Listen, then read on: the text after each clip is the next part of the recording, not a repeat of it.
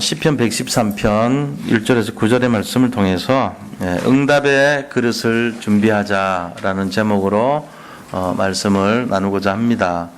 말씀에 앞서서 우리가 옆에 분들 보시면서 서로 함께 인사 나누도록 하겠습니다. 그리스도는 완전하고 충분하고 모든 것입니다.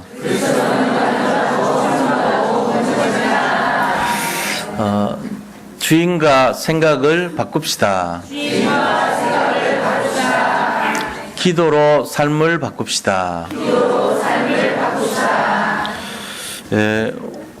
오늘은 500주년을 맞이하는 종교개혁 주일입니다. 500주년을 맞이하는 1517년 10월 31일 날 마틴 루터가 자기가 거기 심우하고 있는 비텐베르그 성당에, 또 그곳은 성당이기도 하고 신학교이기도 했습니다. 그 앞에 있는, 학교 앞에 있는 기둥에다가 95개 조항에 관한 신학적인 논쟁거리, 반박문을 이렇게 붙여놨어요. 그 이유가 뭐냐 하니까 루터가 무슨 종교개혁을 의도했거나 아니면은 무슨 기존 질서를 무너뜨리고 새롭게 개혁을 하려고 했던 그런 의도는 전혀 없었습니다. 단지 루터는 신학자였어요. 그래서 자기가 구약을 쭉 보고 신약을 보다 보니까, 말씀을 보다 보니까 지금 로마 바티칸에서 하고 있는 그 일련의 내용들, 다시 말하면은 면죄부를 팔아서 돈을 받고 또 그것으로 새로이 성당을 지으려고 하는 그 내용들이 복음적이지 않다는 것을 알게 되었던 거예요. 하나님이 기뻐하시지 않는 내용이라는 것을 깨달았던 것입니다. 그래서 거기에 대한 내용들을 95개 조항을 신학적인 공개 토론을 하자고 제안을 한 거예요. 이제 이게 과연 신학적으로 맞냐, 이거에 대해서 나하고 같이 공개적으로 토의를 하자, 이렇게 학자적인 입장에서 그냥 써놓은 거예요. 근데 그게 그렇게 무서우리만큼 반향을 일으키고 영향을 끼쳤으리라고는 루터 자신도 예측을 못했던 것입니다. 그 일에 대한 결론이 어떻게 됐냐면은 뜻하지 않게 거기 있던 많은 농노들의 반응을 일으켰고 거기 있는 신도들의 전폭적인 지지를 얻었던 거예요. 그렇게 하면서 이 열기가 전역으로 다 퍼지기 시작하고 완전 그 생각지도 않았던 막 그런 민중 봉기 형태로 그렇게 해서 개신교회가 새로 목숨을 걸고 복음을 사수하는 그런 일의 출발점이 된 사건이 된 거예요. 그래가지고 이것이 이제 유럽 전체로 막 확산이 되기 시작하고 그랬습니다. 그러면서 많은 사람들이 죽기도 하고 이런 일이 일어났죠. 우리가 이런 일을 통해 가지고 루터가 보았던 것이 뭐냐? 루터는 하박국 선지자가 봤던 그 하박국서에 나오는 말의 내용이 로마서에서 바울이 다시 인용을 했는데 그 말을 이제 보았던 것입니다. 로마서 1장 17절에 보니까 이렇게 기록이 되어 있죠. 복음에는 하나님의 의가 나타나서, 그래서 복음의 의가 나타나는 거예요. 다른 데 의가 나타나는 게 아니고 복음에는 하나님의 의가 나타나서 믿음으로 믿음에 이르게 하나니 기록된 바 오직 의인은 믿음으로 말미암아 살리라 함과 같으리라 고 기록되어 있는 이 로마서 말씀이 비춰볼 때 복음이란 것은 결국은 믿음으로 되는 것이고 행위로 되는 것이 아니고, 면죄부 같은 것은 행위잖아요. 자기 죄를 면하는 하나의 종이를 사는 거거든요. 그래서 그 사는 대가로 돈을 집어넣으면 죄가 없어진다는 거예요. 이 틀린 교리잖아, 이게. 성경에 없단 말이에요. 그러니까는 이 로마서 1장 17절에 나오는 이 말씀을 가지고 전부 이렇게 잘못됐지 않냐고. 교황은 무호하다고 얘기합니다. 흠이 없다고. 교황 무흠, 교황 무호, 이런 설을 갖고 있는데 교황한테 도전을 해요. 그러니까 이제 상당히 위험해지죠. 그죠? 교황도 사람이다. 사람은 흠이 있다. 고로 교황도 흠이 있다. 이렇게 말하는 거예요. 교황도 오류가 있다. 그래서 교황이 지금 면죄부를 파는 거는 틀린 거다. 이러면서 쫙 반박하는 거예요. 신학적으로. 하나님 분명히 믿음으로 구원받는다고 했는데 왜 이런 식으로 하냐, 이런 식으로 해가지고 신학적으로 논쟁을 하자, 학자답게 그렇게 시작을 했던 것입니다. 그게 500년 전 사건이에요. 루터가 이렇게 했던 내용이 뭔 의미냐면은 종교개혁하려는 것도 아니고 기존 질서를 무너뜨리려고 하는 의도도 전혀 없었는데 그가 단지 하려고 했던 게 딱 하나 있어요. 그게 뭐냐? 복음이 복음되게 하도록 하려는 거예요. 복음 앞에 서자는 거예요. 그래서 이 루터는 복음 앞에서 진실하게 일어나기를 원했고 복음이 회복되기를 원했던 사람입니다. 근데 복음이 회복되기를 원하면은 기존 그동안 읽어놨던 모든 사람들의 질서가 무너질 수 있어요. 그렇기 때문에 교황청에서 루터에게 내린 극약 처방이 뭐냐면은 사형이라는 처방을 하고 파문시켜 버렸어요. 너는 이제 뭐 신부가 아니야 이러고는 너는 이제부터 사형이야 이러고는 그런 굉장히 극형을 내렸죠. 결국은 루터는 사형당하지는 않았죠. 이 중간에 호송 중에 납치를 당해서 살아납니다. 그렇게 해서 그 성주가 이제 루터를 살려주고 성경을 풀어가게끔 독일어로 번역하게끔 만들어주고 낮에는 사냥꾼으로 가장을 해가지고 사냥하는 사람처럼 돌아다니고 밤에는 성경 번역 작업을 하면서 거기서 이제 그 일을 진행을 했죠. 그래서 수많은 책들이 번역이 돼서 이 밑에 일반 사람들이 성경을 못 갖게 했었어요. 근데 그 라틴어 성경을 전부 번역해가지고 이제 일반 사람들의 손에도 성경이 들어갈 수 있도록 루터가 그런 일을 시작을 했던 것입니다. 거기서부터 시작된 이 종교개혁 운동이 500년이 지났습니다. 자, 그럼 500년 지난 지금 우리 개신교 단체도 이제 있고 또 전 세계 이런 개신교도들이 새롭게 신앙생활을 하고 있는 거예요, 지금. 그런데 우리가 실제적으로 그 모습 속에서 우리가 알아야 될 것이 뭐냐는 거예요. 우리는 지금 복음을 정말 복음 앞에 서 있습니다. 특별히 우리 단체는 뭐 교만하게 말한 것이 아니고 그냥 이렇게 평범하게 진실하게 말씀드리면은 그리스도 앞에 서 있는 거예요, 우리는. 복음이 회복된 단체 아닙니까? 그러니까 이 안에서 우리가 지금 받을 축복이 뭐냐는 거예요. 지금 500년 지난 지금 루터가 복음 때문에 복음 앞에 서가지고 종교개혁이라는 것은 하나의 복음 앞에 서자는 거의 명칭이지 루터는 종교개혁 하자고 한 적이 없어요. 그러니까 하다 보니까 종교개혁이 돼버린 거지 루터가 의도했던 것은 복음을 회복하자는 거였거든요. 그 복음의 정신을 가지고 500년 지난 오늘날 우리가 지금 어떤 단체입니까? 복음을 회복하자는 단체 아닙니까? 그러다 보니까 억울한 누명도 쓰기도 하고 안 좋은 소리도 듣기도 하고 비슷한 지금 그런 여건에 놓여 있잖아요. 근데 우리가 알아야 될 것이 중요한 것이 있어요. 그게 뭐냐면은 우리는 정말 지구상에서 가장 축복받는 그런 단체란 것입니다. 축복받을 단체가 될 수밖에 없다는 사실을 알아야 돼요. 그리고 우리는 어떤 그릇이냐? 제일 하나님이 가장 축복을 주는 축복을 받을 수밖에 없는 사람이라는 거예요. 단체이기도 하지만 내 자신으로 보면은 가장 축복받는 사람이라는 거예요. 이거를 믿으시 바랍니다. 우리는 축복받을 수밖에 없는 사람이에요. 이거 잘 모르는 분들이 많아요. 지구상 지금 오늘까지 보니까 한 75억 정도 인구더라고요. 75억 인구 중에 그리스도 아는 사람이 많지 않아요. 교회로 와도 그리스도 몰라요. 그리스도가 뭔지. 그리스도가 뜻이 뭔지도 모르고 그리스도 내용이 뭔지도 몰라요. 지금도 그래요. 지금 다른데 교회 다니는 분들한테 한번 물어보세요. 그리스도 뜻 아십니까? 물어보세요. 모른다니까. 그리스도 뭐 예수님 이름 아니냐 이래 나옵니다. 예수님 이름 아닙니다. 그리스도는 직분입니다. 뜻은 뭐죠? 기름 부음 받은 자. 그 직분의 내용이 어떤 거죠? 세 가지 중요한 직분이죠. 삼중직이라고 그러죠. 왕의 일을 하시고 그리스도는 왕의 일을 하시고 선지자 일을 하시고 제사장 일을 하시는 거예요. 저 그런 정도 아는 것도 많지 않아요. 75억 인구 중에 그리스도 아는 분이 없어요. 우리는 지금 그걸 알고 있어요. 세례 받을 때 다 교육해 주죠. 우리 렘넌트들 물어보면 다 알아요. 어린 애들부터 다 그리스도가 뭔지를 알고 있는 거예요. 예수님은요, 뜻이 뭔데요? 구원자. 다 알고 있단 말이에요. 이거 가지고 뭐 하는데요? 사람 살리는 데 쓰이는 거예요, 우리가.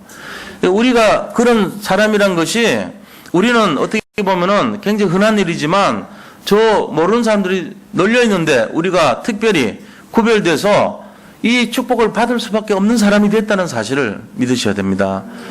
두 번째는 어떤 겁니까? 우리는요, 어떤 사람들입니까? 우리 자신들이 정말 너무나 많은 축복 속에 하나님이 이 참 복음을 소유한 서밋의 상태라는 걸 알으셔야 돼요. 참 복음을 소유한 서밋의 상태로서 너무나 많은 증거를 주셨다는 거예요. 해 뜨는 데부터 해 도는 데부터 해서 해 지는 데까지.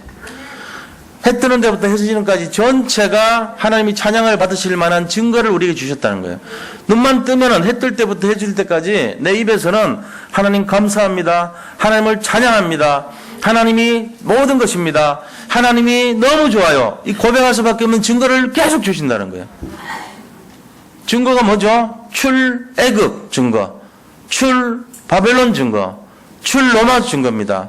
노예로 있던 우리가 해방돼 버렸고요. 그 다음에 포로로 잡혀있던 우리가 완전히 해방되고, 속국으로 있던 우리가 해방되는 축복을 날마다 시마다 때마다 보여주신다는 사실입니다. 믿으시기 바랍니다. 이거를 실제적으로 알아야 돼요. 아쉽네, 현실이 아닌데요. 아닙니다. 근본적으로 우리는 해방된 겁니다. 우리를요 포로로 잡아갈 존재는 아무도 없습니다. 이거를 진짜로 굳게 믿으셔야 돼요. 자, 세 번째는요, 세상 사람들은요 10% 정도밖에 성공 안 해요. 90%는 다 멸망하게 됐습니다. 10%만 성공합니다. 10%만 뭐든지 사업에도 10%, 학업에도 10%, 그 다음에 모든 어떤 일을 진행할 때도 10% 정도만 성공하고 나머지 90%는 실패해요. 우리는 어떻습니까? 우리 지금 어려운데, 그게 아니고요. 우리는 어떻습니까? 우리는요 1%의 축복을 받을 자들인 것을 믿으시 바랍니다. 1% 안에 들어와 있어요. 아니, 1% 아닌 것 같은데요? 아닙니다. 1% 안에 들어와 있어요. 75억 인구 중에 7,500만 명 안에 들어와 있어요. 1%가 그만큼 돼요. 7,500만 명 안에 우리가 못 들어오면 안 되죠. 75억 인구 중에 그리스도 하는 사람이 7,500만 명이 안 됩니다. 그 안에는 들어와 있어, 우리가. 그러면 우리가 몇 프로 안에 들어가 있을까요? 더 예민하게 0.1% 안에 들어왔어요. 750만 명 안에. 더 750만 명 안에는 들어오겠죠. 75만 명 안에요. 0.01% 안에 들어와 있는 거예요. 75만 명 안에 들어와 있어요. 분명해요. 그거보다 더 들어왔어요. 사실은 7만 5천 명 정도 가능해요. 우리가 그 정도 돼요. 0.001% 굉장해요. 우리는 지금, 그죠? 그러니까 75억 인구 중에 우리가 어느 지위에 있는지를 진짜 냉정하게 한번 계산을 해보세요. 내가 지금 어떤 존재인가?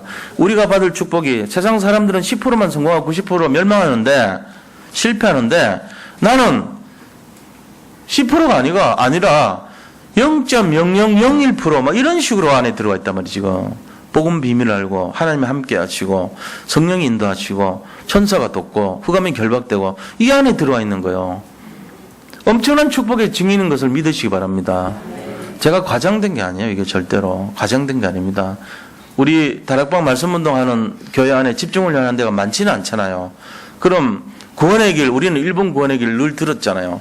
이게 나름대로는 좀 쉬워지는 단계까지 와 있단 말이에요. 어떻게 보면 익숙한 단계까지 와 있죠. 이거 할 줄 몰라요, 사람들. 합숙 가보고 팀 합숙 가보면 알아요. 전도 현장 가보면은 우리는 쉽게 전한단 말이에요. 현장 다 가잖아요. 복음 전하는데 쉽죠. 다른 교회 사람들 못 전해요. 왜 멍하니 쳐다보죠. 하고는 싶은데 뭔가 했던 것 같은데 될 것 같은데 안 돼요. 왜? 늘 하는 게 아니기 때문에요. 우리가 늘 하는 것이 나도 모릅니다. 잠재의식 속에 무의식 속에 우리 이게 각인되는 순간요 완전히 사람 달라지는 거예요. 무슨 축복이 일어나는지 아세요? 만약에 우리가 지금요 계속 이 어릴 때부터요 뭔가를 계속 들려주고 뭔가를 보여주고 계속하면요 그 사람 그대로 돼버립니다. 어릴 때부터 살인하는 거 계속 보여줘봐. 뭐 그럴 리는 없겠지. 그런 부모가 있겠습니까? 계속 살인하는 거 보여줘봐. 계속 욕하는 거 들려줘봐. 어떻게 돼요? 사람 그렇게 되겠죠. 어릴 때부터 들은 거, 본 거, 그거 그대로 하는 거예요. 근데 그게 아니고 어릴 때부터 계속 영접시키고, 계속 말씀 들려주고, 계속 그러면 어떻게 돼요? 달라지는 거죠, 인생이. 처음에는 뭐 별거 아닌 것 같고, 개구장이 같고, 말도 안 듣고 이런 것 같지만, 시간 지나면은 완전 달라집니다. 내재되어 있는 것이 잠재의식, 무의식 속에서 기다리고 있다가 어느 순간에 다 나타나는 거예요, 복음으로. 우리가 이런 걸 안다면 지금 우리 교회 안에서 자라고 있는 랩런트들, 어린아이들 지금 잘 모릅니다. 개구장이 같고 말 안 듣는 것 같고 또 떼쓰고 영적 문제도 보이는 것 같고 그럴 수 있어요. 그런데 어느 날 시간 지나서 한 세대가 30년입니다. 이거는 이제 정해놓은 거예요. 한 세대가 30년이란 말은 어떤 아이가 자라서 30살 되면 결혼해서 애 낳는다 이 말이죠. 또 그 아이가 또 자라서 30살 되면 또 애 낳는다 이 말이에요. 한 세대가 30이에요. 그러니까 부모가 60살쯤 되면은 손자까지 본다는 얘기잖아요. 두 세대 거치니까. 그죠? 한 세대 아이가, 내가 낳은 아이가 어른이 돼가지고 결혼해서 애를 또 낳을 수 있는 나이라는 거예요. 그 60살쯤 되면은 할아버지 할머니 된다는 얘기잖아요. 그 맞거든요. 비슷하죠. 한 세대가 30년이에요. 한 세대만 지나보세요. 어떻게 되는지. 그 아이 마음속에 생각 속에 각인된 거 그대로 다 나옵니다. 영적인 축복이요. 그대로 실현되는 거예요. 그 어떤 응답이 올까요? 이런 사람들은 영적으로 최고 위에 있어요. 서밋의 축복을 받아요. 그죠? 그러니까는 제일 영적 위에서 밑을 볼 수 있는 축복이 오죠. 그죠? 그러면은 그 사람이 갖고 있는 기능은 어떻게 됩니까? 능력은 어떻게 됩니까? 하나님이 함께 버리죠. 아무도 못 따라오는 유일성의 응답을 받게 되겠죠. 아무도 흉내낼 수조차 없는 그 사람만이 갖고 있는 고유한 축복을 갖게 돼 있어요. 유일성의 응답이에요. 아무도 흉내 못 내는 그런 응답을 받게 돼 있어요. 그러면 이 사람이 갖고 있는 그 기능의 축복이 연결이 되면 어떻게 되겠어요? 영적인 축복과 이 기능의 축복이 연결되면은 세상에 나가서 싸우지 않고도 이길 수 있는 그 응답 받아요. 문화적인 축복이에요, 그게. 문화를 정복해버린단 말이에요. 어릴 때부터 자기가 내재된 그 하나님의 능력과 영적인 축복과 이런 걸 가지고 자라면 다윗처럼 된단 말이에요. 다윗이 어떻게 됐습니까? 그 시대를 완전히 복음 문화로 만들어버리는 왕이 됐잖아요. 그런 축복 받는 거예요. 세상에 나가기 전에 이기는 축복이죠. 그죠? 그 축복 받는 거예요. 미리 성공하는 거예요. 이미 미리 성공하는 거예요. 예성 미리 성공. 그러니까 미리 성공하고 있는 거예요. 다윗이 안 싸웠어요. 나이 27.5세 때 유다의 왕이 됐어요. 2년 반 뒤에 나이 30살 됐을 때 저 북왕국 이스라엘의 장로님들이 모여가지고 야 우리 전쟁하면은 다윗한테 진다. 제가 나이는 어리지만 왕의 면모를 갖추고 있고 벌써 어릴 때부터 왕의 이 전쟁에 쫓아다니고 현장을 섭렵했기 때문에 우리 집니다. 괜히 사람 죽이지 말고 그리 흡수해서 투항합시다. 이렇게 결의해가지고요. 나이 30살 때 나라를 맡겨버립니다. 그래서 남쪽 유다와 북왕국 이스라엘을 합친 왕이 됐잖아요. 나이 30에 됐어요. 30살이 뭘 알겠어요. 근데 나이 30에 벌써 자기 밑에 생명 거는 신하들이 있고요. 완전히 이 정치적인 이 규모를 갖춘 모든 조직을 갖춘 왕이 됐다니까요. 그래가지고 최고왕이 됩니다. 나가기 전에 이기잖아요. 싸우기 전에 이기잖아요. 이미 이겨놓은 거잖아요. 이 축복 받는 거예요. 다윗이 이 물맷돌 하나 가지고 유일성의 응답 받았죠. 그러니까 이렇게 되는 거예요. 다윗이 그 전에 뭐 했습니까? 오직 하나님 찬양하고 하나님께 경배드리고 예배의 사람이고 기도의 사람이었단 말이에요. 그러니까 하나님 앞에 영적으로 서밋이 되니까 기능에 서밋이 되고 그 다음에 문화의 서밋이 돼가지고 한 나라를 통째버리는 거예요. 이게 우리 후대들에게 일어날 축복인 줄 믿으시기 바랍니다. 이게 우리 인생에 나타날 축복인 것을 진짜 믿으시기를 축복합니다. 여기 계신 분들 모든 인생이 지금은 안 되는 것 같고 막히는 것 같고 어려움이 있겠죠, 때로는. 그러나 하나님은 이것을 진행하고 계십니다. 이게 뭡니까? 절대 계획이라 그래요. 우리는요, 우리 힘으로, 우리의 판단으로, 우리의, 조그마한 지식을 가지고 하나님의 일을 하려고 그럽니다. 그렇게 하면 안 됩니다. 절대 계획 앞에 서야 돼요. 하나님이 하시려는 그 일 앞에 서야 되는 것입니다. 하나님이 하시려는 그 일 앞에 서는 사람은요, 망한 것 같지만 승리하는 것이고, 실패하는 것 같지만은 그것이 발판이 되는 것이고요, 모든 현장을 살리는 주역이 될 줄로 믿습니다. 여기 있는 우리 모든 성도님들이 한 분도 예외가 없어요. 하나님의 계획 앞에 서시길 바랍니다. 루터가 500년 전에 하나님의 계획 앞에 섰어요. 복음을 해보게 된단 말이죠. 지금 정치적인 목사들, 정치적인 주교들이 또 이 위에 있는 그런 이 많은 영적이지 못하고 정치적인 사람들 그룹이 모여가지고 이렇게 하자 저렇게 하자 면죄부를 만들자 돈을 벌어서 교회를 짓자 성당을 짓자 그런 거 했을 때 마틴 루터는 그런 생각 없었어요. 그런 거 방해할 뜻도 없었어요. 그거 아니다. 복음이다. 복음 앞에 서야 된다. 이게 하나님 계획이다. 그랬단 말이에요. 우리 여기 계신 성도님들 복음 앞에 서시기 바랍니다. 500년 지난 오늘날 우리가 복음 앞에 서야 루터가 그 죽음이 헛되지 않아요. 루터의 그 가슴이요, 지금도 우리 세상을 향해서 복음 앞에 서라고 얘기하는 거예요. 오직 의인은 믿음으로 말미암아 살리라. 이 원리를 진짜로 우리가 잡아야 됩니다. 지금 어렵습니까? 어렵겠죠. 힘드십니까? 힘들 수 있습니다. 복음 앞에 서시기 바랍니다. 정말로 우리가 복음 앞에 서다가 죽으면 그게 기쁜 거예요. 복음 앞에 서다가 복음으로 살고 복음 앞에 서시기 바랍니다. 하나님 계획은 아무도 막을 수가 없습니다. 아무리 어려워도 복음 앞에 서는 그 사람은 반드시 승리하게 되어 있습니다. 이 비밀 속에 최고로 응답받으시고 최고로 승리하시기를 축복드립니다.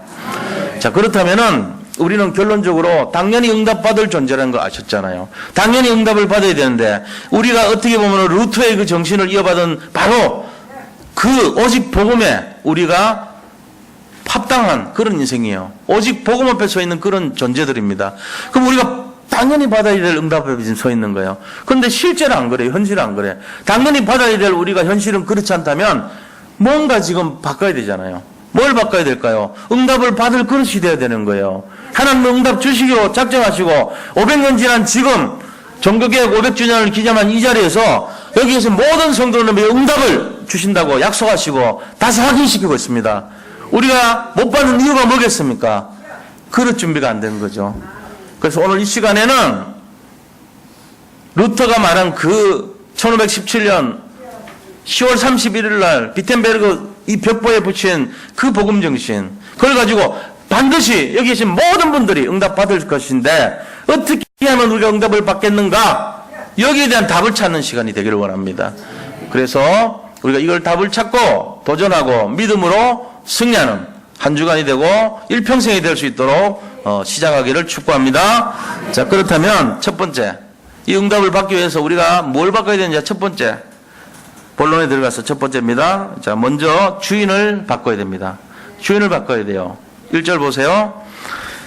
113편 1절 보세요. 주인을 바꾸라는데 1절에 뭐라 했냐? 할렐루야, 여호와의 종들아 찬양하라, 여호와의 이름을 찬양하라, 이렇게 되어 있습니다.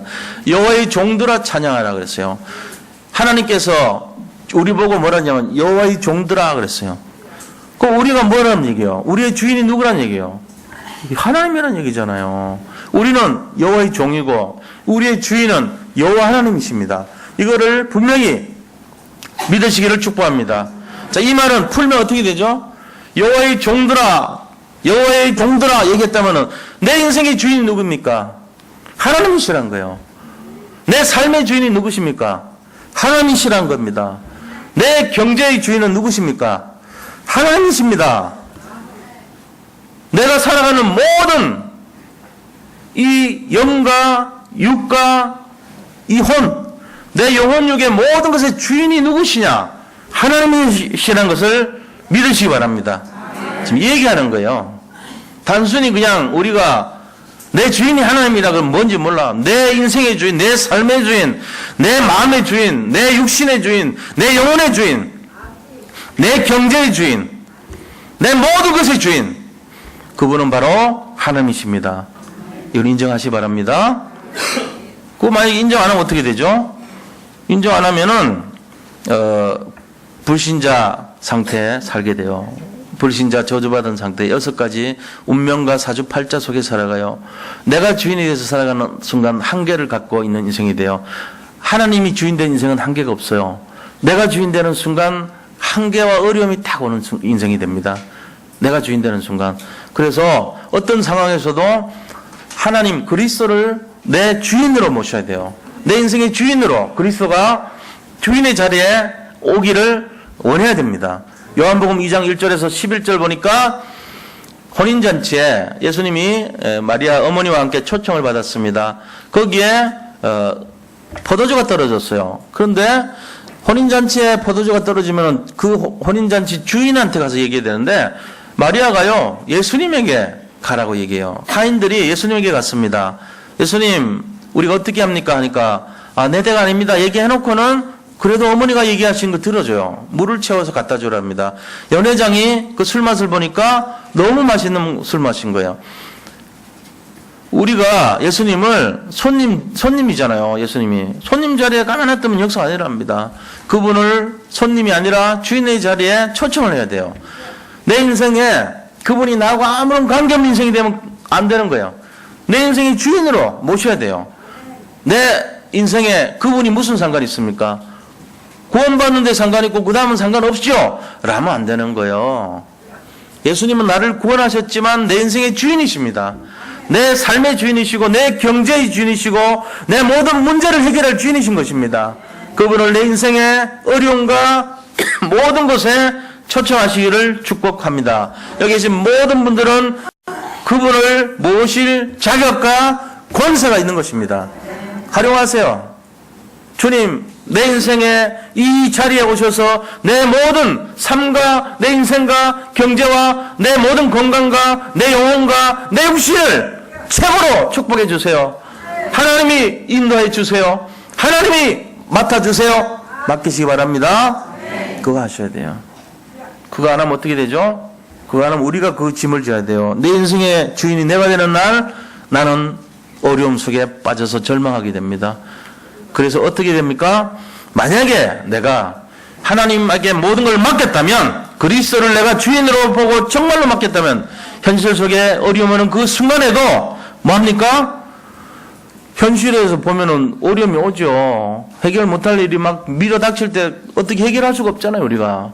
그때 뭐합니까?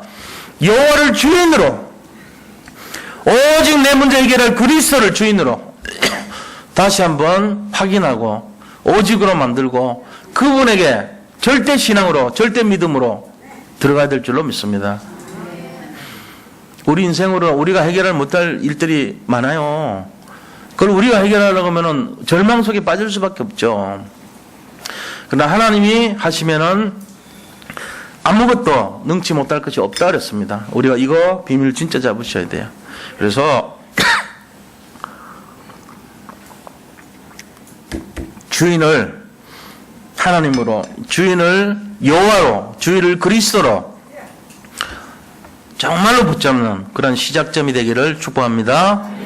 네, 제가 이 말씀 왜 드리냐면 이미 우리가 들어와 있습니다. 들어와 있는데 실제적으로 내가 믿음으로 잡고 도전하고 이렇게 하지 않으면 그게 내 것이 안 돼요. 자기 걸로 만들어야 돼요. 자기 걸로.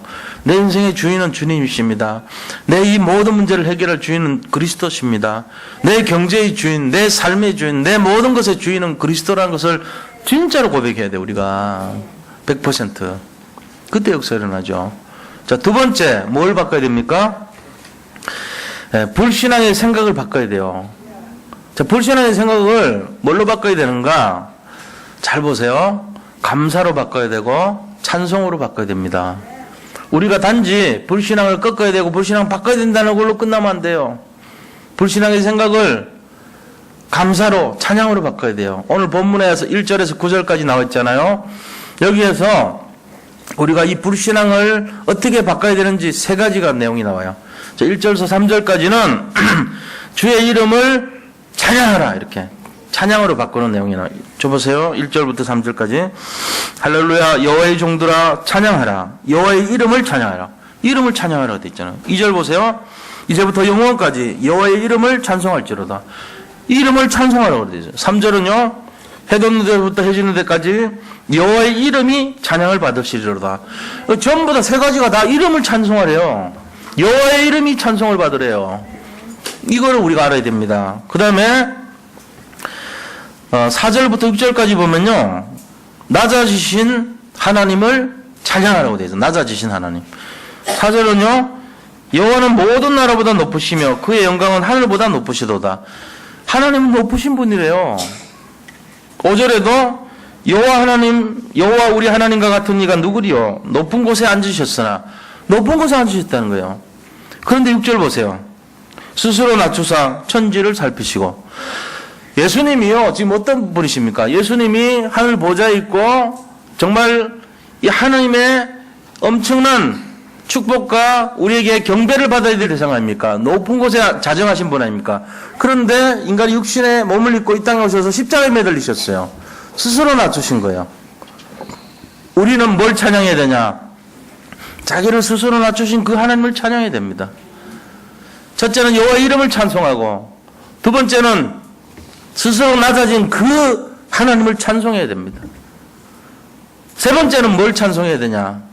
우리를 높이시는 하나님을 찬송해야 돼요. 높이시는 분이 하나님이십니다. 그게 7절에서 9절까지 내용이에요. 뭐라고 되어 있습니까? 가난한 자를 먼지더미에서 일으키시며 궁핍한 자를 거름더미에서 들어세워 지도자들, 꼭 그의 백성의 지도자들과 함께 세우시며 높인다고 우리를. 그러면서 9절에 보니까 한나 얘기 나와요. 임신하지 못하던 여자를 집에 살게 하사 자녀들을 즐겁게 하는 어머니가 되게 하시는도다. 할렐루야. 한나가 불임나 때문에 날마다 힘들어했잖아요. 그런데 나중에 보니까 사무엘상 2장 1절 10절 보니까요, 낮은 자를 높이시고 낮춘 자를 올리시고 세우는 자가 하나님이시라 그러면서요, 전에는 잉타지 못하던 자가 이제는 7을 낳았고, 전에는 많이 잉태했던 자가 이제는 세하는도다 이러면서요, 불임나가 세해지고 자기는 막 승승장구하는 걸 얘기하고 있습니다. 하나님은 높으신다는 거예요. 우리를 높으시고 우리를 세우시고 우리를 일으키시는 분이 하나님이시다 이거예요. 그걸 찬송하라는 거예요. 자, 우리가 불신앙하는 것은 이 찬송이 없고 불평불만 원망하는 겁니까? 근데 이걸 바꾸면은 하나님을 찬송하라는 거예요. 세 가지 찬송해야 돼요. 찬송은 첫 번째는 그 이름을, 여호와 이름을 찬송하고, 두 번째는 겸손해서 자기를 낮추시는 그 하나님을 찬송하고, 세 번째는 우리를 높이시는 하나님을 찬송하라는 거예요. 찬송하시기 바랍니다. 하나님을 높이시기 바랍니다. 이게 우리가 불신앙 없애는 두 번째 내용입니다. 자, 세 번째 내용은 뭐냐? 세 번째, 잘못된 삶을 바꿔야 돼요. 잘못된 삶이 뭐죠? 어떻게 바꿔야 되죠? 내 힘으로 못 바꿉니다. 내가 잘못된 삶 바꾸고 싶지만 안 돼요. 내 노력과 내 힘으로는 할 수가 없어요. 그럼 어떻게 해야 되죠? 기도로 바꿔야 돼요. 기도로. 서로 기도해주면서 바꾸는 거예요. 내가 스스로 기도해도 되지만 다른 사람이 나를 위해서 기도할 때 바뀌는 겁니다. 그래서 지금 교회 안에 우리가 이제 기도조를 서로 후견인이라는 것을 이렇게 세웠잖아요. 후견인이 참 좋아요. 그래서 서로가 기도해주고 또 그렇게 하면 됩니다. 이제 랩런트들은 특별히 후견인이 같이 돌봐주고 기도해주시면 됩니다. 그리고 또 어른들은 서로 상호 후견인 역할을 하면 돼요. 서로 삶을 바꿔줘야 되거든요. 삶에 어려움이 많잖아요. 힘든 일이 많잖아요. 서로 기도해주면 되는 거예요. 서로를 위해서. 그 상호 후견인이에요. 그러면 일종의 기도팀이 되겠죠. 상호 후견인이면서 기도를 해주니까 서로. 그래서 이거를 다르게 용어가 중요한 것이 아니고 어떤 내용이냐면은 그 어려움과 힘든 일이 있는 분들이 서로 짝을 지어서 두 분만 하시면 돼요. 너무 많이 하면 안 돼. 두 명이 딱 1대1로 서로를 위해서 기도해주고 주일날 만나면 서로 포럼하고 한 주간의 삶을 나누고 또 전화를 하면서 나 좀 이런 기도 제목이 있다고. 처음이 어렵지 한번 이렇게 마음에 이 벽을 헐면 그다음부터는 서로 친해지고 쉬워지는 겁니다. 교회 안에도 서로 불통하는 사람들 많잖아요. 그러지 말고 서로가 그 짝을 지어줬으면은 그걸 가지고 같이 기도하면서 그렇게 인도를 받기를 바랍니다.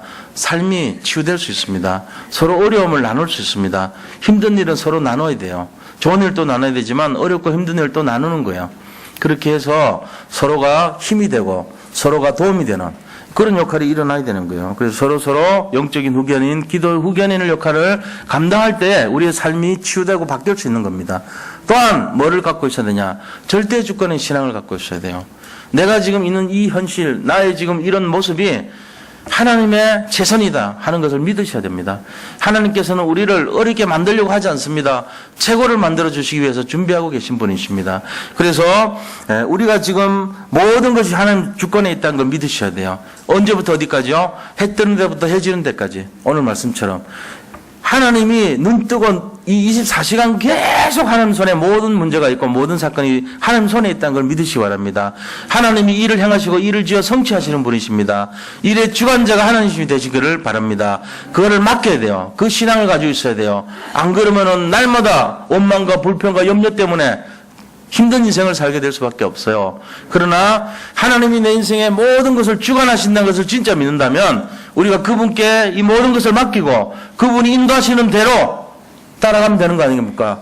하나님이 하시는 대로 그게 최선이라면 요셉이 감옥에 갔을 때 그게 최선이라면 감옥 생활에 인도받으면 되는 것이고, 노예 생활이 최선이라면 노예 생활로 인도받으면 되는 거 아닙니까? 하나님 절대 주권을 믿는다면 결국은 왕이 되는 것을 놓지 않았고, 결국은 총리가 되는 것을 받았던 것입니다. 다윗이 골리앗 죽이고도 쫓겨다니는 것이 최선이라면 쫓겨다녀야 되는 거예요. 그래야지 다윗을 위해서 사회에 버림받은 그 소외된 사람들이 다 붙었어요, 다윗한테. 저제 무리들이 소외받고 일자리도 없고 힘들고 자기 인생이 고달픈 사람들이 전부 다윗한테 붙었어요. 그러니까 그 사람들이 생명건 제자들이 된 거예요. 다윗을 추종하는. 정말로 생명건 신하들이 된 거예요. 그게 최선이 맞잖아요, 결국은. 우리는 그때 당시 왜 이런가, 왜 이런 거 이게 있는가, 해결도 못할 왜 이런 일 자꾸 일어나냐, 어려움이 왜 오냐. 하나님의 주권이라면, 하나님의 인도라면, 우리는 모르지만, 그때는 모르지만, 그것이 하나님의 최선인 것을 믿을 수 있는 믿음을 가지시기를 축복합니다. 주기철 목사님도 마찬가지입니다. 왜 그렇게 어려운 일 당합니까? 왜 그렇게 힘든 일 당합니까? 하나님이 최선이라면 그대로 인정하고 수용해야 될 줄로 믿습니다. 그럼 어떻게 되죠? 하나님을 믿는 거죠, 우리가 우리 자신들을 자꾸 하면요, 힘들어요, 안 돼요. 근데 결국은 실패하냐? 실패하지 않습니다. 저는 그런 믿음이 있습니다. 하나님, 제가 연약합니다. 제가 부족한 것이 많습니다. 제가 정말로 너무 하나님 마음을 아프게 한 적도 많습니다. 그러나 제가 믿는 것은 그겁니다. 그러나 분명한 것은 하나님은 우리를 통해, 이 연약한 우리를 통해서 세계복음화라는 언약을 성취하실 것이고, 부족한 저희들을 통해서 하나님이 절대 계획을 이뤄나가신 것을 저는 확신합니다. 여기 계신 성도님들도 마찬가지입니다. 우리가 지금 이렇게 만나고 서로 같이 신앙생활을 하는 것이요, 하나님의 최선이라고 저는 믿습니다. 그래서 우리가 여기 있는 분들을 판단할 필요도 없고요, 여기 있는 어떤 내용들에 대해서 절망할 필요가 없다는 것입니다. 하나님이 주신 최고의 축복을 준비하는 기간이라고 저는 확신합니다. 여기 있는 모든 성도님들, 아픔과 어려움이 있고 고난이 있고 슬픔이 있다 할지라도 그것이 하나님의 계획이라면 절대 계획 앞에서 모든 것을 받아들이시고 최고의 응답을 누리는 주역이 되시기를 축복합니다.